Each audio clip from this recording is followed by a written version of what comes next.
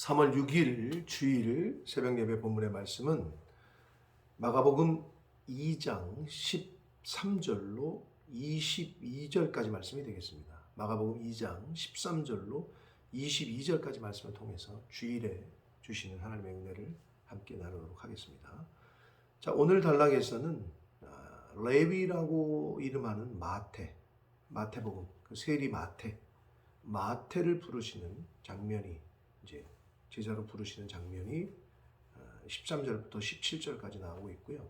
18절부터 22절까지에서는 금식 논쟁에 대한 금식에 관한 문제로 이제 그 바리새인들과 또 제자들 이렇게 아규를 하고 논쟁하는 장면이 나옵니다.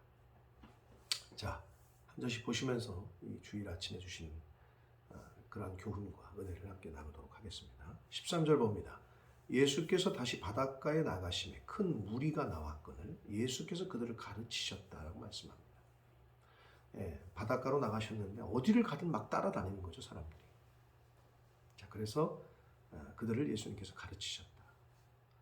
14절 또 지나가시다가 알페오의 아들 레위가 쇠관에 앉아 있는 것을 보시고 그들에게 이르시되, 레위는 여기서 마태복음 9장 9절에 보면 마태입니다. 레위 마태. 세관에 앉아 있는 것을 보셨다.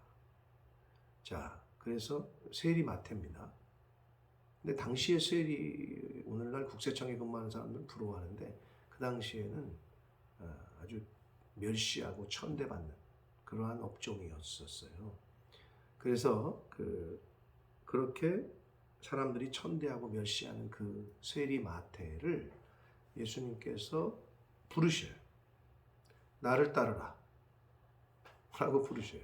근데 여기서 그렇게 말씀하시자 일어나 따랐다 라고 성경은 말합니다. 그러니까 누구세요? 예? 무슨 말씀이세요? 어디로요? 왜요? 질문이 없어. 즉각적으로 그대로 순종했음을 보여주고 있어요. 나를 따르라 하시니까 뭐에 홀린 듯 그 권위 있는 말씀에 즉각적으로 그대로 일어나 따랐다라고 성경은 말씀합니다. 때로는 하나님의 말씀에 우리의 신앙생활은 이렇게 단순해야 되고 아멘으로 이해하고 하면 되는 거예요. 왜요? 어디로요? 지금요? 나중에 가면 안 돼요? 이런 게 아니라 즉각적으로 순종하는 자세가 필요합니다. 15절 그의 집에 마태의 집에 앉아 잡수실 때 마태 집으로 갔어요. 예수님. 많은 세리와 죄인들이 예수와 그와 그의 제자들과 함께 앉았으니 이는 그러한 사람들이 많이 있어서 예수를 따르미로라. 세리와 죄인들이 많이 따랐다는 거예요. 당시에 죄인 취급받던 사람들이 많이 예수님을 따랐다는 거예요. 그래서 그 모습을 본 바리새인들과 서기관들이 예수님께 말하기를 16절 바리새인의 서기관들이 예수께서 죄인 및 세리들과 함께 잡수시는 것을 보고 그의 제자들에게 이제 말하되 어찌하여 세리 그리고 죄인들과 함께 자리하고 함께 먹느냐. 그래서 그 소리를 예수님께서 들으셔요. 그리고 그들에게 말씀하시기를 건강한 자에게는 의사가 쓸데없듯이 병든 자에게야 의사가 쓸모가 있듯이 나는 의인을 부르러 온 것이 아니요 죄인을 부르러 왔다라고 말씀합니다. 여기서 우리가 예수님의 이 말씀 속에서 우리가 하나 생각하고 교훈받을 수 있는 것은 예수님의 구원 초청을 받을 자격은 어떤 선한 행위로 어떤 능력으로 힘으로 물질로 얻어지는 것이 아니라 자신이 죄인이라는 정확한 자기 의식이 있어야 함을. 내가 죄인입니다. 왜? 예수님은 죄인을 부르러 왔다고 하셨기 때문에. 내가 영적으로 하나님 앞에서 죄인임을 인식하고 자각하는 사람에게 예수 그리스도의 구원의 초청이 임하고 들려지고 받아들여지게 된다. 나는 죄 없어. 내가 왜 죄인이야? 나는 법 없어도 사는 사람이야. 이런 사람들은 복음이 들리거나 복음을 받아들이기가 어렵습니다. 죄인을 부르러 오셨다라고 예수님은 말씀합니다. 자, 이제 18절에는 장면이 전환돼서 이제 금식 논쟁에 대한 이야기가 있습니다. 18절 봅니다. 요한의 제자들과 바리새인들이 금식하고 있는지라 사람들이 예수께 와서 말하되 요한의 제자들과 바리새인의 제자들은 금식하는데 어찌하여 당신의 제자들은 금식하지 않습니까? 라고 말합니다. 자, 그러자 19절 예수께서 그들에게 이르시되 혼인집 손님들이, 여기서 혼인집은 천국을 말한 비유적으로 표현하고 있다고 말씀드릴 수 있습니다. 신랑과 함께 있을 때에는 금식할 수 있느냐? 신랑과 함께 있을 동안에는 금식할 수 없다. 여기서 신랑은 예수 그리스도를 말합니다. 잔치집에 신랑과 함께 있는데 왜 금식하냐? 그때는 즐기고 감사하고 기뻐해야지. 그냥 그때는 안 하는 거다. 그러나 신랑을 빼앗길 날이 올 것이다. 예수 그리스도의 십자가의 죽음을 예표합니다. 그날에는 금식할 것이다 라고 말합니다. 그때는 너희가 금식하며 기도해야 될 거다. 21절 생배 조각을 낡은 옷에 붙이는 자가 없나니 만일 그렇게 하면 기운 새 것이 낡은 그것을 당기어 헤어짐이 더하게 된다. 생배 조각과 낡은 옷. 그러니까 낡은 천에다가 새 천을 갖다가 같이 해서 기우면, 꼬매면 새 천이 낡은 천도 찢어지게 하잖아요. 그럼 여기서 생배 조각은 뭐고 낡은 옷은 뭐냐? 생배 조각은, 새 천은 예수 그리스도의 말씀이고 낡은 옷은 구약의 율법이라는 얘기죠. 생배 조각이 새 계명이면 낡은 옷은 옛 계명이라는 얘기예요.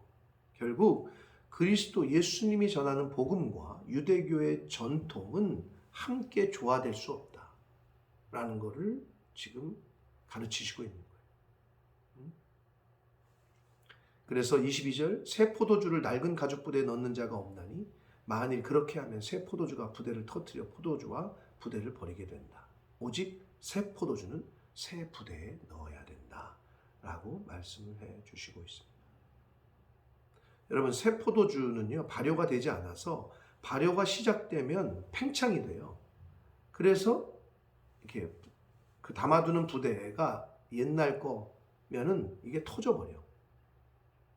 결국 이거는 예수 그리스도의 새 복음, 새 포도주 같은 새 복음을, 새 계명을 바리새인들의 전통은 수용하지 못한다는 것을 상징적으로 비유적으로 말씀을 해 주시고 있습니다. 그러니까 예전의 과거의 전통, 너희들이 갖고 있었던 옛 계명은 이제는 새 계명으로 바꿔야 된다. 말씀은 하나님의 말씀에 근거해서 부지런히 개혁해야 합니다. 하나님의 말씀은 살아있어요. 그러니까 그 말씀에 근거해서 우리의 삶과 우리의 생각을 계속 개혁하고 바꿔가야 되고 버려야 되고 내 옛사람의 성품과 생각은 계속 버려야 돼. 안 그러면 이게 담아둘 수가 없어요. 터져버린다니까요. 찢어진다니까요. 그러한 교훈의 말씀을 해주시고 있습니다.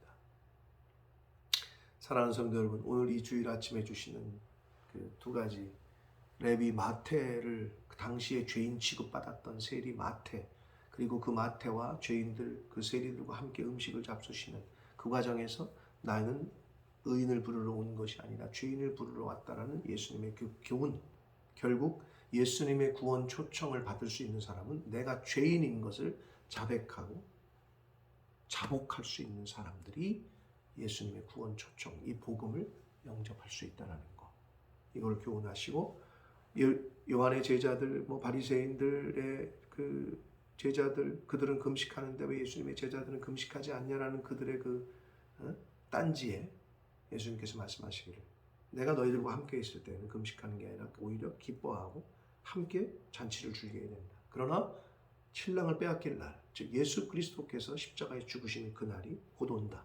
그때는 너희가 울며 금식하며 기도해야 될 거다 라고 말씀하시면서 이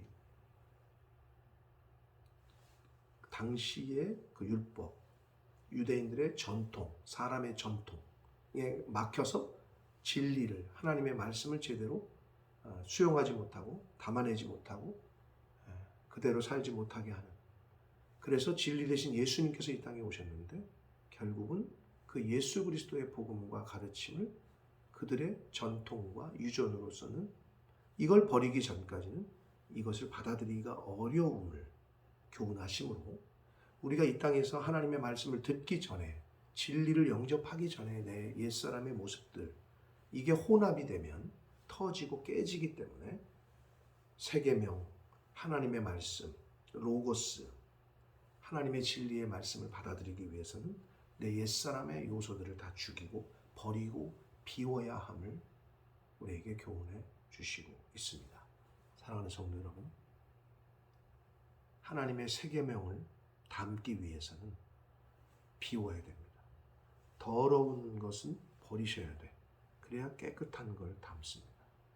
더러운 것이 그냥 있는 컵에 더러운 물이 있는데 거기다 새물을 담는 사람은 바보 같은 사람이죠. 그러므로 철저하게 나를 죽이는, 매일매일 죽이는 옛사람을, 옛 생각을 벗어버리는, 버리는, 끊어내는 매일매일이 돼야 되고 그 비운 자리에 하나님의 말씀을, 성령을, 진리를 채우는 이것이 동시에 일어나야 될 줄 믿습니다. 사랑하는 성도 여러분, 내가 죄인됨을 깨닫고 하나님 앞에 철저하게 겸손하게 자복하고 겸손한 자세로 그리고 내 속에 있는 옛사람의 요소는 매일 버릴 수 있는 그러한 오늘 그리고 남은 인생 그렇게 신앙생활 하시는 저와 여러분이 되시기를 예수 그리스도 이름으로 축복합니다. 기도하겠습니다. 살아계신 하나님 아버지 감사합니다. 오늘 복된 주일을 허락하시고 이 주일에 시작하며 하나님의 말씀을 전하고 들음으로 시작하게 해주시니 감사합니다. 아버지 하나님, 오늘 말씀을 통해서 예수님께서 이 땅에 오신 이유, 의인이 아니라 죄인을 부르러 왔다.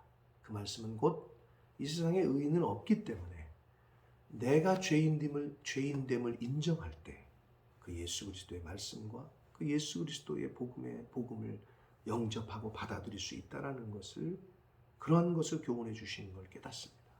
아버지, 내가 나의 죄인됨을 늘 고백하게 하시고 늘 인식하게 하셔서 하나님 앞에서 늘 겸손하게 신앙생활하게 해 주시고 나의 죄인됨을 늘 자각하고 인식할 수 있도록 하나님 은혜 내려 주옵소서. 아버지, 하나님의 계명, 예수님의 진리, 복음을 내 안에 담기 위해서는 내 속에 있는 옛사람의 생각과 옛 성품들을 버려야 그 새 계명과 하나님의 말씀을 받아들이고 영접할 수 있다는 걸 깨닫습니다. 버리지 않고 옛 생각과 혼합되어지고 섞이게 되면 결국은 그 새 부대를 준비하지 못하고 새 포도주를 옛 부대에 넣으면 터지는 것처럼 아버지, 터져버리고 깨지고 어지러워지고 혼란스러워짐을 저희가 오늘 말씀을 통해 깨닫사오니 교훈받사오니 비울 것을 비우고 버려야 될 걸 버릴 수 있도록 그래서 세계명을 진리를 내 안에 잘 보관하고 담아서 그 말씀대로 살아가는 은혜가 있을 수 있도록 주여 은혜 내려 주옵소서. 예수 그리스도 이름으로 축복하며 기도 올려